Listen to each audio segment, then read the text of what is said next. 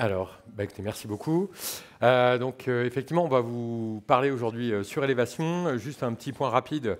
Sur le sujet de la surélévation, hein, c'est bien sûr un enjeu majeur. On parlait de réemploi du bâti existant. C'est aussi de dire comment on peut l'adapter aux nouveaux usages. Et une des façons est d'exploiter les toitures. On se rend compte que c'est un sujet qui aujourd'hui intéresse trois grands types d'acteurs. Hein. Bien sûr, les métropoles et collectivités locales, pour savoir comment valoriser finalement leurs règles d'urbanisme, mais aussi leurs bâtis existants. Les bailleurs sociaux, bien évidemment, on va en parler, hein, sur comment construire des logements au plus près des besoins, en valorisant les démarches de rénovation sur le bâti, bien sûr, qui est déjà là. Également un sujet sur la copropriété, ce n'est pas trop le sujet aujourd'hui, mais je tiens à le noter quand même, c'est un point essentiel. La surélévation peut être un outil de financement de la rénovation globale des copropriétés. Et pour ça, il faut des engagements et en tous les cas, qu'on prenne en main ce sujet. Alors, chez UpFactor, on a décidé de s'intéresser à ce sujet de manière un peu large, en mettant notamment à profit notre expertise et savoir-faire d'architecte, en développant un outil logiciel qui permet de détecter les potentiels de surélévation à grande échelle. C'est-à-dire qu'on a collecté les données de hauteur de bâtiment et on applique de manière automatique 4 grandes règles d'urbanisme qui sont présentes dans tous les PLU, la règle de hauteur, la règle de gabarit, la règle d'implantation par rapport aux limites et de distance entre les bâtiments. À partir de là, on offre un champ des possibles, on fait une sélection de potentiel et on accompagne la mesure de la surface constructible en amont de toute programmation. Ce qui est intéressant là-dedans, c'est que ça permet, vous allez le voir à différentes échelles, notamment pour l'échelle de la collectivité, par exemple là c'est l'Eurométropole de Strasbourg qu'on a accompagné, de visualiser en 3D tous les potentiels sur les bâtis existants. Ça ne veut pas dire qu'on va les faire, ça ne veut pas dire qu'il faut les faire, ça veut dire simplement qu'il y a, quand on applique la règle, le potentiel à interroger au regard de la future vie du bâtiment. Cette démarche a été utilisée par NMH. Oui, merci Didier. Oui, en effet, nous, on c'est bailleur social, donc nous avons 900 bâtiments dans notre parc, et on a demandé donc à UpFactor de faire un peu un scan de l'ensemble du patrimoine. Donc on a sorti les quartiers d'habitat social traditionnels QPV sur lesquels on ne peut pas faire de construction d'habitat social réglementairement, celles qui sont dans la rue. Mais on avait quand même déjà beaucoup de bâtiments qui pouvaient accueillir des éléments de toiture. On en est lancé en fait dans une démarche globale qui s'appelle 100% de toiture utile. On avait déjà fait à partir du cadastre solaire, étudié avec une entreprise l'ensemble des potentialités en panneaux photovoltaïques. Et là, c'était une façon de compléter cette étude-là sur la partie surélévation. Et pour nous, c'est extrêmement important parce qu'on a un gisement foncier qui doit être valorisé sur ces propres toitures-là. On a beaucoup de logements, on a une trentaine de plots, par exemple, qui ont R+4 sans ascenseur des années 70. Et on s'interroge naturellement sur une seconde vie de ces bâtiments-là, sans une alternative à la démolition, et donc aussi sur la capacité à se payer des ascenseurs. Et donc, voilà, on a discuté sur cette possibilité de pouvoir étendre notre périmètre sur notre propre bâtiment. Alors ça rejoint aussi une préoccupation plus large qui est celle du zéro artificialisation nette et des alternatives à l'étalement urbain. Et on retrouve là une préoccupation qu'ont les métropoles mais aussi les bailleurs, c'est-à-dire comment arriver à refaire la ville sur la ville. Et on voit bien que c'est une question j'étais la semaine dernière en réunion avec l'USH Pays de la Loire, plusieurs collègues, notamment Atlantique Habitation a aussi un projet, à LNH aussi, on se pose tous cette question-là, comment valoriser notre parc. Et pour cela, on lance une étude qui intéresse l'ANRU, la Caisse des dépôts et autres, sur comment arriver à chiffrer et mettre en valeur les bilans carbone de la non-construction en périphérie par rapport à la densité sur notre propre parc. En effet, le coût de construction en surélévation peut apparaître sans doute un peu plus élevé que du neuf dans les territoires périurbains.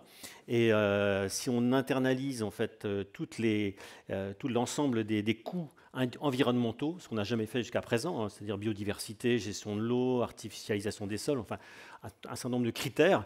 On veut lancer cette étude-là en 2024 pour arriver à avoir une comparaison aussi en termes d'usage, un peu l'ACV en fait urbain de ces questions de surélévation. Et donc ça va permettre aussi de nourrir une réflexion pour voir si la densité sur la surélévation a aussi un intérêt économique et un intérêt environnemental. Juste pour compléter ce que dit Luc, effectivement, quand vous faites une étude à grande échelle via cet outil, Factor Géoservice, on se rend compte que ces possibilités de faire, effectivement, sont très en lien avec notamment l'infrastructure des transports, qui est un investissement de la collectivité, donc des lourds investissements de la collectivité, et on ne prend jamais en compte dans le coût finalement de la densification douce, entre guillemets, de la surélévation, tous ces investissements qui sont faits par les pouvoirs publics, et qui pourrait être réinjecté finalement dans l'équation économique du logement au plus près des besoins. Voilà. Donc nous avons donc retenu un certain nombre de sites à partir de l'étude de Factor. Et le premier démonstrateur de surélévation, c'est le quartier du Perret, un quartier qui est donc situé tout près de Paris 10. C'est un quartier qui n'est pas en quartier politique de la ville, donc on peut construire pour faire du logement locatif social. Dans les autres quartiers, on peut construire, mais il faudrait faire de la copro. Et donc on est en pleine étude de potentialité pour monter sans doute 2 étages supplémentaires sur les plots. On va vous le présenter ça de façon encore plus précise tout à l'heure. Juste sur la diapo suivante, on a bénéficié aussi, encore après je crois, du retour d'expérience du projet Symbiose. Je dis ça parce qu'en fait le démonstrateur on l'avait fait à Nantes-Nord quand on a créé donc, ce projet-là et qui était donc une serre sur un toit. Et les études en fait qui ont permis à la réalisation de ce projet-là servent aussi pour le Perret, puisqu'on a le même type de bâtiment. On en a une trentaine dans notre parc, c'est-à-dire des plots de 24 logements R+4 sans ascenseur, qui demandent une réhabilitation. Et donc l'idée, réhabilitation plus surélévation, plus accessibilité pour les locataires. Donc voilà, c'était aussi ça pour montrer que la surélévation n'est pas une nouveauté dans le logement social. Dans les années 80, on en a fait quelques-uns. La vraie nouveauté, c'est d'en faire un programme, c'est-à-dire d'en faire un vrai gisement et une réplicabilité importante. Peut-être qu'on retourne sur le Perret. Alors tout à fait, si je reviens juste donc un tout petit peu sur ce point-là, l'idée, donc il y a un important travail avec les équipes de NMH pour filtrer finalement le gisement, établir des critères et ainsi envisager cette réplicabilité qui est quand même un peu le nerf de la guerre, c'est-à-dire comment on valorise l'investissement du bailleur.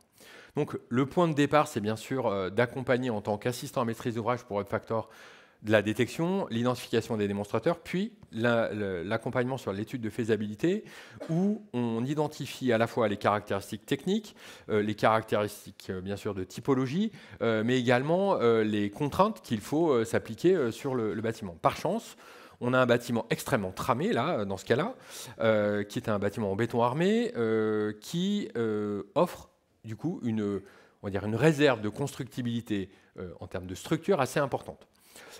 Donc l'expérience de Symbiose, notamment vous allez le voir sur la question de l'ascenseur, puisque un des points majeurs, c'est un immeuble qui n'a pas d'ascenseur pour l'instant, vous voyez sur le plan de gauche, et donc l'idée c'est d'installer, il y a déjà l'ascenseur, on l'installe au rez-de-chaussée, avec du coup une zone qui est prise sur un des logements au rez-de-chaussée, et qui est ensuite prolongé dans tous les niveaux. Ça nous permet de modifier qu'un seul logement en fait, sur chaque bâtiment, mais surtout d'arriver avec un ascenseur à niveau qui nous permet ainsi de faire l'accessibilité handicapée. Il vous reste 10 minutes. Bien sûr, on va aller vite. Derrière, le sujet est d'envisager initialement un niveau dans le cadre du gabarit PLU, puis la possibilité après montage d'opérations, alignement des chiffres et ainsi de suite, de voir si on n'avait pas la possibilité de faire 2 étages pour valoriser, en tous les cas, pour équilibrer un peu mieux le bilan d'opération. Alors, l'enjeu de tout ça, c'est quoi? On a un existant à 95 logements. Si on fait un seul niveau, on rajoute 38 logements. Et si on fait 2 niveaux sur tous les plots, on arrive à 76 logements. Quand on dit surélévation, marché de niche, finalement 76 logements sur une opération de 95, voilà. Ça commence à devenir quelque chose qui est intéressant. Ouais. Intéressant, surtout en sachant que NMH a potentiellement 30 autres bâtiments similaires dans lesquels on pourrait répliquer ce système. L'enjeu derrière de l'étude aussi qu'on porte avec NMH, c'est de sourcer les solutions. À la fois des solutions techniques, donc en identifiant tous les acteurs capables de porter ce genre de projet pour, encore une fois, maîtriser le prix de revient, c'est tout l'enjeu. Et derrière, d'identifier sur les différents sites repérés dans l'étude de gisement à grande échelle, tous les bâtiments qui pourraient, sur des systèmes constructifs soit parallèles ou légèrement différents ou à adapter, comment on pourrait finalement répliquer, mutualiser les solutions techniques et proposer ainsi une vraie stratégie de développement à l'échelle du territoire, en valorisant l'existant et en construisant des logements au plus près des besoins, encore une fois. Alors il y a la partie architecturale et technique, mais il y a aussi la partie urbanistique. Parce qu'on a présenté ces projets-là déjà à la direction de l'urbain de la ville, on va dire voilà, on va densifier, ça pose des questions liées naturellement à la réglementation, notamment au niveau du stationnement, comment créer des stationnements ou pas sur des opérations en centre-ville. Là, vous avez le système le quartier des hauts pavés, sur lequel nous sommes propriétaires. On pourrait construire une 40, 50 logements sur ces bâtiments-là, mais trouver du stationnement dans le secteur, c'est pas évident, mais on est au pied du tram. Alors, est-ce qu'il faut bouger le PLU ou pas? Donc, ça pose aussi des questions réglementaires et des questions, en fait, qui sont aussi des questions d'acceptabilité sociale. On va créer un peu plus d'ombre portée pour les voisins, donc il faut une vraie envie politique, et c'est un vrai sujet. C'est-à-dire, c'est pas anecdotique de surélever dans une ville-centre. Alors c'est vrai que le projet du Perret est plus simple en termes d'environnement urbain à mener. C'est pour ça qu'on part pour celui-là, parce que ça va nous permettre de tester aussi le modèle économique. Mais le gisement, en fait, est bien plus large que celui des quartiers périphériques. Il existe un peu partout dans toutes les villes de France, je pense, des possibilités comme ça de surélever et de densifier. On finit juste sur un point. Effectivement, ces sujets ont à la fois des vraies externalités positives, on en a déjà parlé, avec un certain nombre quand même de points de vigilance que l'on filtre à chaque fois dans tous les projets. Bien sûr, urbanisme, on vient d'en parler. La technique, vous êtes dans une zone sismique. Le sujet sismique est essentiel. Par exemple, sur le cas du haut pavé, on a travaillé avec un bureau d'études assez connu ici, voilà, Cerba pour ne pas le nommer, qui nous a aidé à identifier la bonne façon de faire pour réaliser et proposer en tous les cas ce projet. Et enfin, effectivement, la question de l'acceptation. Il est certain qu'il y a encore un peu de travail à faire sur cette acceptation de la densité. Ouais. Nous, on parle de densité douce malgré tout, c'est-à-dire qu'on est là pour préserver les espaces qui ne sont pas construits. On est là pour aider, en tous les cas, à valoriser ce qui existe déjà. Et je pense que voilà, on est quand même sur une bonne voie dans toute cette démarche-là. Voilà. Merci beaucoup. Si vous voulez bien applaudir nos deux intervenants.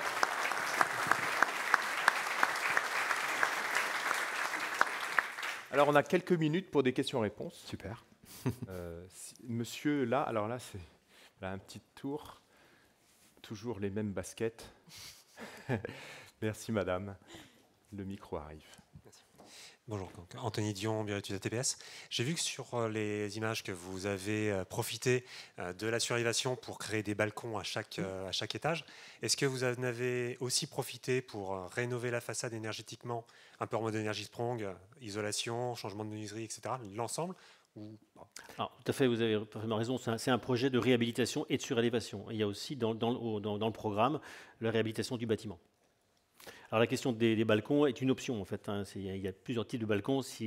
En question de la sismique, ouais, on risque d'en avoir besoin parce que on utilise souvent ces systèmes de balcons en fait pour venir renforcer notamment on va dire les voiles béton qui arrivent généralement en façade. Donc ça peut être un outil assez intéressant pour stabiliser le bâtiment. En plus d'apporter une externalité, enfin en tout cas un bénéfice au logement. Tu disais en introduction que ça rentre dans une politique toiture utile de Nantes Métropole Habitat. Je ne sais pas si vous avez abordé assez précisément ce que vous allez faire des toitures une fois que vous aurez fait les surélévations, parce que en fait, vous déplacez juste la toiture d'un cran. Mais oui, d'un ou deux étages. Oui. Alors, il y a l'option panneau photovoltaïque qui est étudiée dans le cadre de ce projet-là. Je ne pense pas qu'on ira refaire des jardins sur les toits en plus parce qu'on va faire une structure légère, donc il ne faut pas rajouter peut-être trop de toits. Voilà. Donc, calme, dit l'architecte. Voilà, on ne va pas faire toutes les innovations dans le même bâtiment. À la fois, quoi. Donc non, l'idée c'est plutôt en effet du photovoltaïque. Ça peut être rentré dans le projet. On verra bien l'opportunité de le faire ou pas. Ok. Une question devant et une après, madame. Bonjour, Philippe Martial de l'Ordre des architectes. J'avais une question à tous les deux. Dans toutes les études que vous avez proposées, est-ce que vous intégrez dans votre faisabilité la possibilité d'avoir des chantiers en site occupé? Parce que là, ça représente une population assez importante. Et effectivement, si on doit déplacer tout le monde, ça crée un niveau de difficulté pour faire le choix de ces réhabilitations qui peuvent mériter d'être étudiées. On a l'exemple justement de Symbiose où on a dû donc scié le dernier étage, enfin la toiture, donc on a naturellement sorti les gens du dernier étage et tous les bâtiments qui ont été impactés par le projet de l'ascenseur, ce qui fait qu'on a sorti à peu près logements, donc on a sorti la moitié des habitants, c'est-à-dire 12 logements qui ont été en relogement définitif ou temporaire pour ceux qui voulaient revenir. Là, ce sera le cas, a priori, en fonction des travaux. Ouais, là, l'idée, par exemple, sur le Perret, ça a été de dire on a 4 logements qui sont impactés par Plot pour l'ascenseur, et on va essayer de conserver, vu qu'on a une dalle béton au dernier étage qui est assez costaud, de garder les habitants du dernier étage. Alors ça, c'est une vraie, ça dépendra, on va dire, dans le cadre de l'appel d'offres qui sera réalisé, des solutions techniques qui seront proposées. Ce que je tiens à souligner également, c'est que dans l'analyse préliminaire de tous les sites que l'on a identifiés, on a qualifié les toitures. C'est-à-dire qu'en fait, notre outil logiciel est capable de déterminer si c'est une toiture terrasse, une toiture en pente, et donc on qualifie comme ça les toitures pour identifier si on a des combles habités ou pas. Ça, c'est très important, puisque ça permet ensuite au bailleur de choisir les opérations prioritaires ou celles qui lui permettent ainsi de valoriser au mieux son patrimoine. Voilà. Madame. Oui, bonjour, Sylvie Sauvage, direction immobilière du Crous de Bretagne. 2 questions. Est-ce que vous pouvez développer un peu plus le système constructif de cette surélévation? Et une question plus spécifique pour UpFactor. Est-ce que vous procédez de même sur du tertiaire? Merci. Alors, et sur le système constructif, je voudrais qu'on parle un peu du hors-site. Parce que vous l'abordez rapidement, est-ce que réellement ça va être une préconisation dans votre appel d'offres? On est en amont quand même, là. Ouais. Donc là, le sourcing fait qu'en effet, on a plusieurs types de systèmes constructifs. C'est forcément du léger, donc c'est métal-bois, a priori. Bon, il y a forcément renforcement des acrotères, comme ça en béton, mais l'idée, c'est de ne pas rajouter beaucoup de poids sur la structure.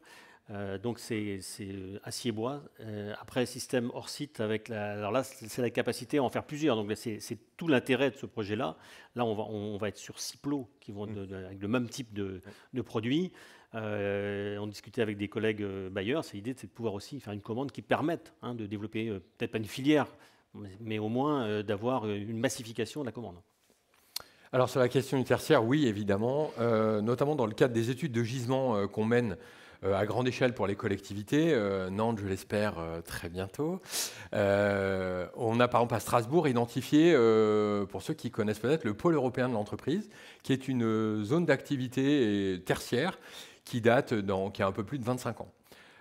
Une des complexités de cette zone, c'est qu'elle est monofonctionnelle. C'est-à-dire qu'au PLU, c'est tertiaire, le logement est interdit. Wow. On a fait une simulation en montrant aux élus de l'Eurométropole si ils faisaient sauter ce point-là et qu'ils élargissaient à la création de logements, on pourrait créer, on va dire, un peu plus de 3000 logements, juste en surélevant de 2 étages tous les bâtiments qui sont tous éligibles au décret tertiaire. Voilà, donc une vraie piste de valorisation pour ces espaces un peu, aujourd'hui, un peu en difficulté. Je trouve que c'est très inspirant pour pas mal de territoires, on en reparlera. Une dernière question. Oui, bonjour, Bruno Violo, PADW, donc Scope d'architecte.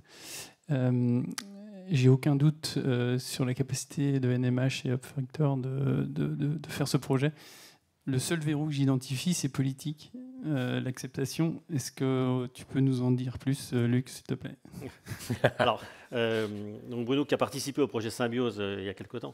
Non, il n'y a pas de verrou politique sur le Perret. A priori, c'est un projet qui a une acceptation assez facile. C'est un petit quartier, il y a peu de problèmes de voisinage. C'est nous-mêmes qui sommes nos propres voisins, donc on ne va pas se faire un recours contre nous-mêmes. Donc c'est relativement maîtrisé.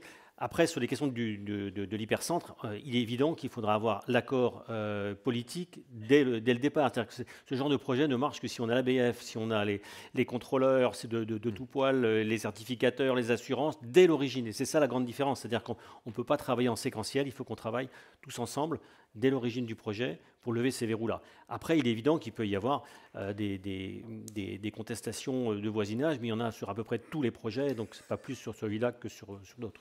Et juste effectivement, les démarches d'études à grande échelle qu'on mène pour les métropoles sont l'illustration de ça. C'est-à-dire que finalement, quand on arrive, on vient de finir Nice, par exemple, la métropole de Nice, qui est pourtant pas, on va dire, identifiée comme la métropole qui produit plus de logements, notamment sociaux. Ben, la démarche, c'est de dire comment on fait. Et donc la métropole a décidé d'analyser à grande échelle tout son PLU, d'appliquer ça sur tous les bâtiments, d'intégrer la direction de l'habitat, la direction de l'urbanisme, la voirie, déplacement et l'architecte des bâtiments de France. On a mis en revue, finalement, on a analysé en amont toutes les opportunités. Et ça a été vraiment quelque chose d'assez étonnant. Et juste pour un chiffre intéressant, sur la SPR, donc la zone protégée, le secteur de protection renforcée du centre-ville, 200 potentiels de surélévation des bâtiments. Sur ces 200, l'ABF, il en a prévalidé 60. Quelle victoire! Voilà. Et donc, tout ça en alignant des intérêts, il faut croire à cette démarche collective. Voilà. Merci beaucoup. Si vous voulez bien applaudir nos intervenants. Merci.